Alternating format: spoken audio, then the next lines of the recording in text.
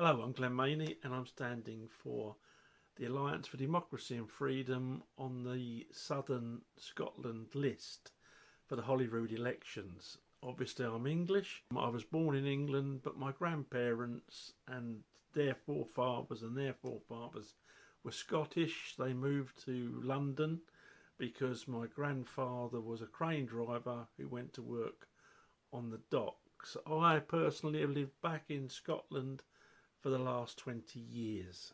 Obviously I've got an affinity and a love of Scotland, but if, like a lot of those people on Instagram who just abused a post I put up just saying that I was standing, couldn't get over the fact that I'm an Englishman in Scotland, then this isn't for you. If you've got a little bit more forethought than that and you want someone who would work for you tirelessly and can't stand the way we're being treated by both Holyrood, but even more so Westminster, then maybe I deserve your cross on the ballot sheet. I certainly hope so. When I think of the way we're being treated, Westminster during COVID, which was just, for me, a cash grab from the poor to the rich, £30 billion on a test and trace system that never got up and running and has never been audited. Just a total cost. HS2, 100 billion spent on something that's never going to be what we thought it was going to be. Just wasting.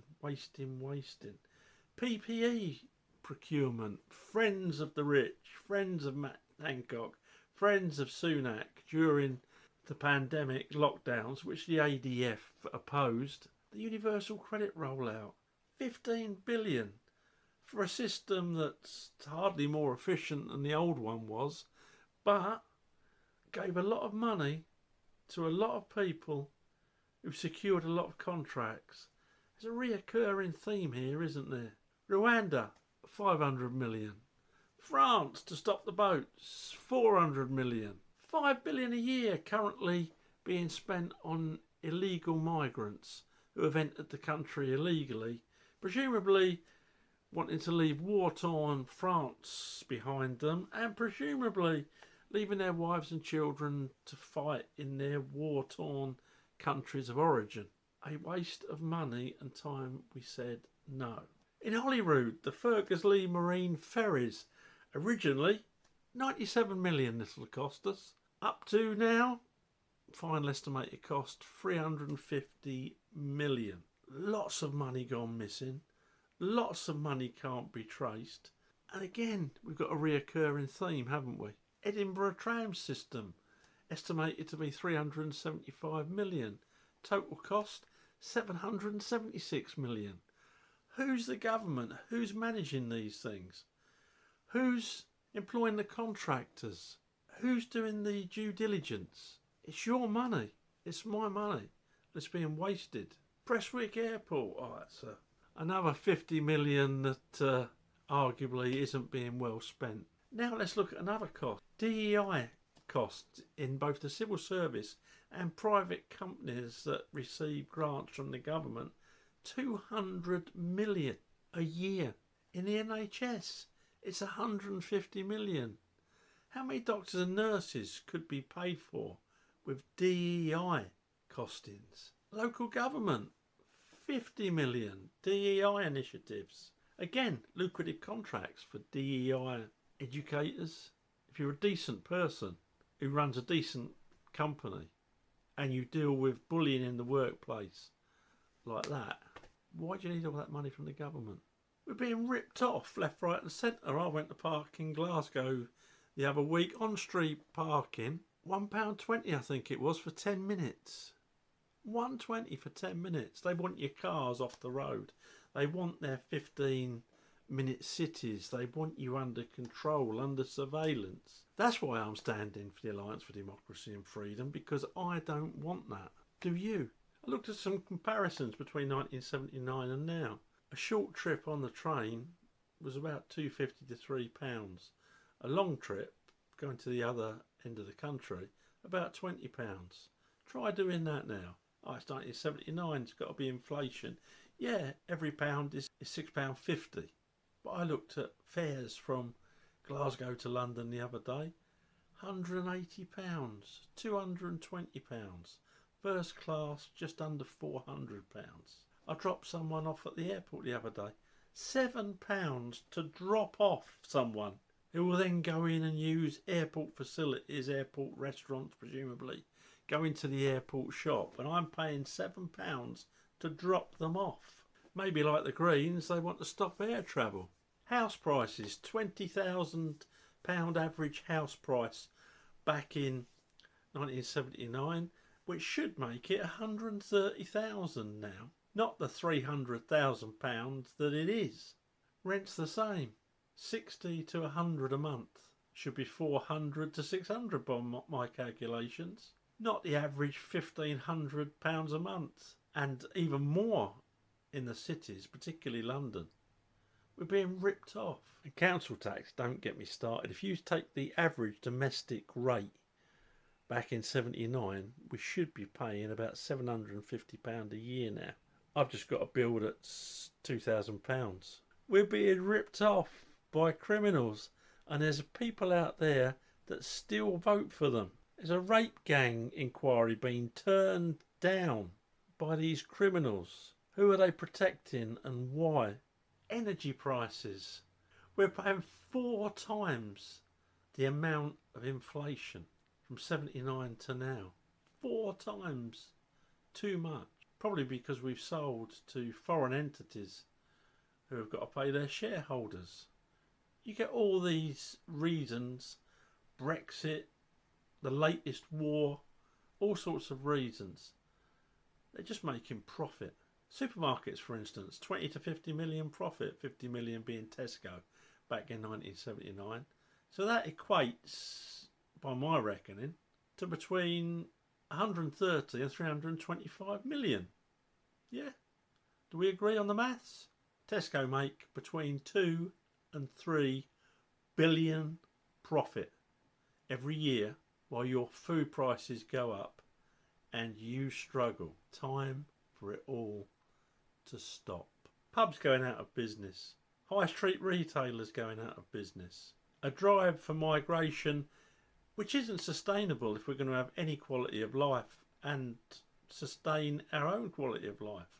Whether we're white, black, brown, yellow, it doesn't matter. New people coming into the country, many of whom we don't know because they've thrown their documents over the side of the boat for some obscure reason, means that life as we know it is under threat. Now, do these powers that be, do these political criminals in government, do they want to incinerate, to incite a civil war between different elements? It certainly looks that way. Either that or it's neglect or ineptness or stupidity.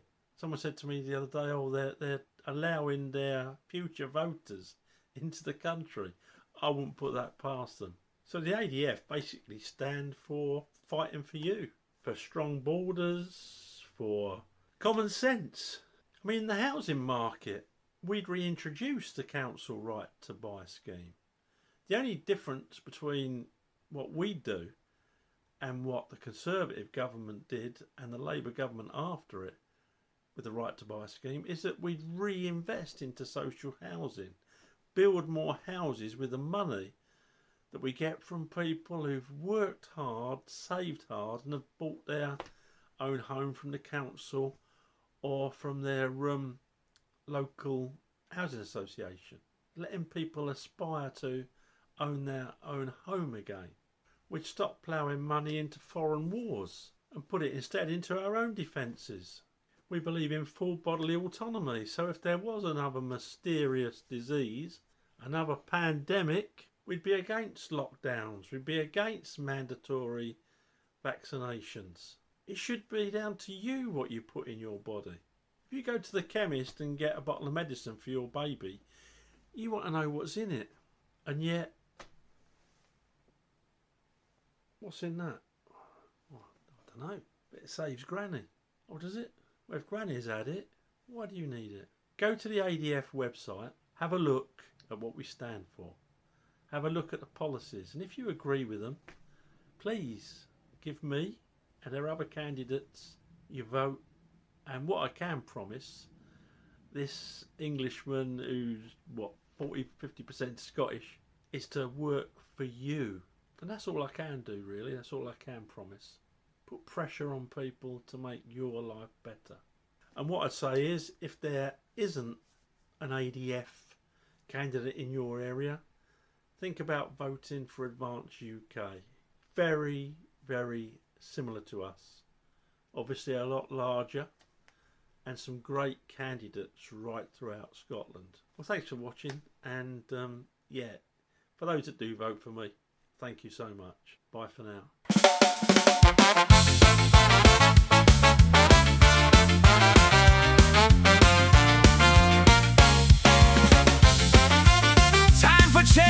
They knock on doors every 4 or 5 years. Big smile, small print, rehearsed little cheers. Red, blue, yellow, green in a row. Promise the world, then it's back to the show. Round and round like a carousel spin. Different faces, same old spin. It's the same old story, same old game. Different badge, but it feels the same. Say they'll fix it, never do. So what's a title voter gonna do? Vote ADF or advance, they're the parties for you. Queues for a doctor, weeks on hold. Bills going up while the house stays cold. Rules and regs piled up high, while common sense just passes by. Talking loud but saying thin, round we go again, again. It's the same old story, same old game. Different badge but it feels the same. Say they'll fix it, never do. So what's a title voter gonna do? Vote ADF or advance, they're the parties for you. Keep it simple, keep it straight. Less control, less red tape. Say what you mean what you say. Let people live their own way. The same old story, same old line. Trust us now, it'll work this time. But we've heard it all before, knocking on a different door. If you're fed up with the endless spin, maybe it's time to not give in. No more waiting, no more lies. People see through the disguise. Round and round, no more again. Time to break the cycle.